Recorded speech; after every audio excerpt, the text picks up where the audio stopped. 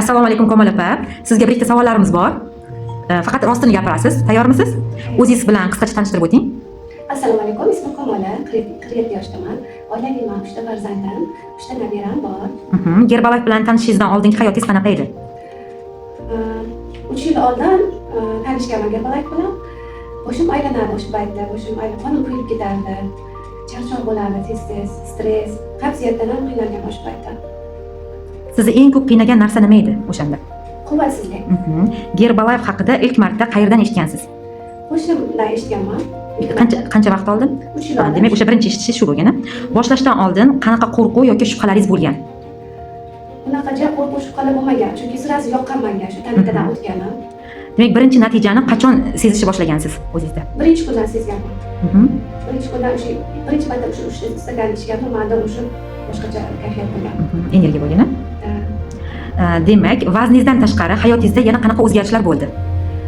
Vaznimdan tashqari dunyoqarashim o'zgardi. Mana shu boshqacha chunki qabul qavradim o'sha narsaga. Pozitivli bo'ldim, energiya bo'ldim. Va yaxshi tarafini ko'ra oladigan bo'ldim. Demak, ruhiy tomondan o'zgarish bo'ldi. Vazningizda qanaqa o'zgarish bo'ldi? Menda ortiqcha vazn bo'lgan ekan, o'sha paytda 7 kilodan ortib, ortiqcha vazn, o'sha vazn yo'q. Hozirgi kunda necha kilogrammsiz? Hozir bo'yimga mos bo'lgan vazndaman 59. 47 yoshda 59 kilogrammsiz. Demak, sizda hozircha ortiqcha vazn yo'q. Oilangiz va yaqinlaringiz sizdagi o'zgarishlarni qanday qabul qilishdi? Shu sog'lom turmush tarzini oilamga ham olib kirganman, oilam yaxshi qabul qilishgan. Birgalikda, oilam bilan birgalikda shu mahsulotlardan ichamiz, oilaviy natijalar olyapmiz. O'zingizga bo'lgan ishonchingiz qanaqa darajada o'zgardi? Shu o'ziga bo'lgan ishonch oshaverganda odam o'ziga bo'lgan xavotir, ikkilanishlar bo'lardi oldimda. Nima qilsamki, nima qo'ysamki, yo'q, hozir shartta bitta qarorga kela olaman. Bu ham o'sha sog'lom turmush tarzida baribir ta'sir bo'lar ekan. Siz uchun eng ta'sirli lahza qaysi bo'lgan? Shu Gerbalayev hayotingizda. Hozir endi ko'p bittasini, eng birinchisini eslab aytib oling. Mahsulotlarni juda yaxshi olib qolganman, shu ko'p olish xohlaganman. O'sha 3 ta korobkaman kelib qolganman o'sha. Birinchi martada. Korobkadan shunda olib hammasini o'shadan yoqqa boshladim. Gerbalayev sizga faqat ozishni berdimi yoki undan ham ko'proq narsa berdimi? Albatta, ko'p narsa. O'sha fikrlashdan, hayotimga o'sha negativlar ham baribir o'sha to'g'ri ovqatlanishlar ekan. Pozitivli bo'ladi odam, sog'lom fikrlaydi. Shu hayotimda ayniqsa katta o'zgarish bo'ldi. Hozirgi o'zingiz bilan avvalgi o'zingizni taqqoslasangiz nimalarni ayta olasiz?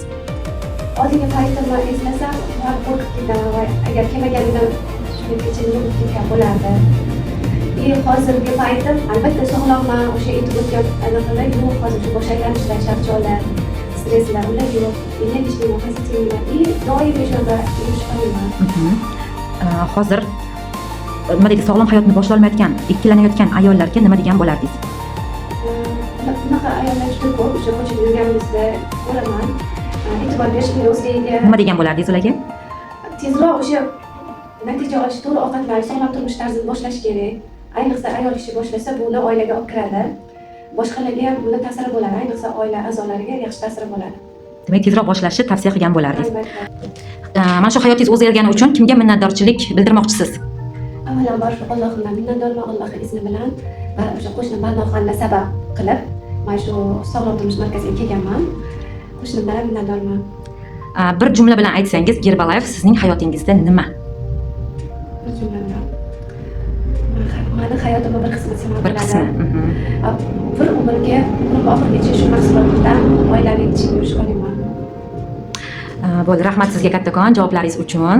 Ba'zan insonni o'zgarishi tarozidagi raqamlar bilan emas, ko'zidagi ishonch va qalbidagi quvonch bilan bilinadi. Sizning hikoyangiz ham ko'plab ayollarga umid bo'ladi, xudo xolasa.